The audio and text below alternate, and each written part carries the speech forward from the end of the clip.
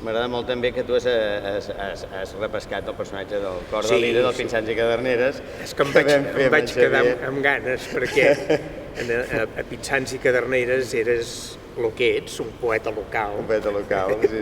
Però feies una conferència i, per tant, era un estil molt determinat i em va semblar que et mereixies tenir una vida pròpia.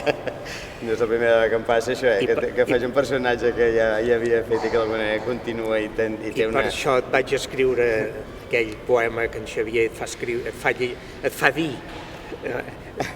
en un lloc molt incòmode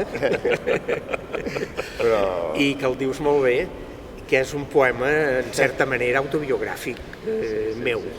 I te'l passo, perquè m'agradava que el poeta que representes tingués més de mi mateix. Està molt bé. I després també m'agrada, i amb això també en Xavier ho ha posat en evidència, aquest teatre dins el teatre, perquè jo faig que el capellà del poble l'encarregui una passió que tindrà un sentit important en el transcurs perquè l'obra acabarà sent una representació local de la passió, i això es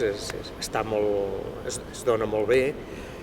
I després hi ha tot el joc de teatre de tu amb els nens, de quan éreu jovenets i fèieu Hamlet i fèieu Romeu i Julieta, és a dir, que hi ha una presència constant del teatre. Sí, hi ha autoal·lusions, no? Com la coral Pinsans i Caderneres, que cantarà la passió aquesta que farà mossèn Relats. Que cantarà la passió aquesta que tu has d'escriure, en fi, I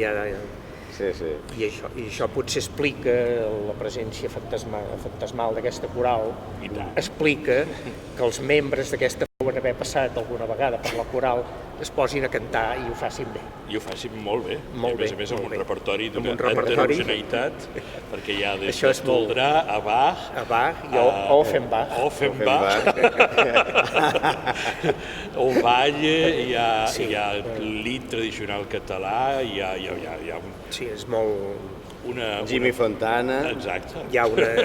Cançó de 60. Diguem-ne, una banda sonora que no és simple decoració, sinó que forma part del discurs, que això és el que està bé, amb sentit introduït en el propi sentit del discurs, i, en fi, jo crec que està tot molt lligat, molt ponderat, molt ben estructurat, i en Xavier no ha tingut cap mania en treure coses que havia preparat musicalment, però si després no hi ha vist que allò tenia un sentit, doncs fora, és a dir, que ha sigut molt dur